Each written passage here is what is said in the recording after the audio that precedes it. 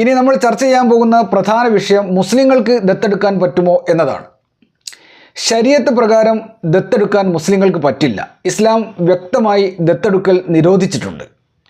Juvenile justice ആക്റ്റോ guardians and ward act പ്രകാരമോ അവർക്ക് കുട്ടികളുടെ രക്ഷാകർതൃത്വം ഏറ്റെടുക്കാം.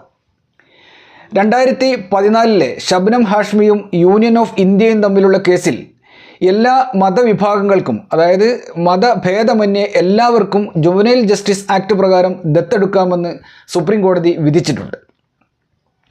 യഥാർത്ഥത്തിൽ ഇന്ത്യയിൽ ഹിന്ദുക്കളല്ലാത്തവർക്ക് കുട്ടികളെ ദത്തെടുക്കാൻ നിയമവ്യവസ്ഥകളില്ല എന്നതാണ് വസ്തുത. ക്രിസ്ത്യൻ, മുസ്ലിം ഉൾപ്പെടെയുള്ള ഇതര മതക്കാർക്ക് ദത്തെടുക്കുന്നതിന് നിയമമില്ലെന്നും കുട്ടികളെ ദത്തെടുക്കുക എന്നത് ജാതി മത വ്യത്യാസമില്ലാതെ ഏതൊരു പൗരൻ്റെയും മൗലികാവകാശം ആക്കണമെന്നും കേന്ദ്ര സർക്കാരിനോട് നിർദ്ദേശിക്കണമെന്നാവശ്യപ്പെട്ടാണ് കേന്ദ്ര സർക്കാരിനെ എതിർകക്ഷിയാക്കി ഷബ്നം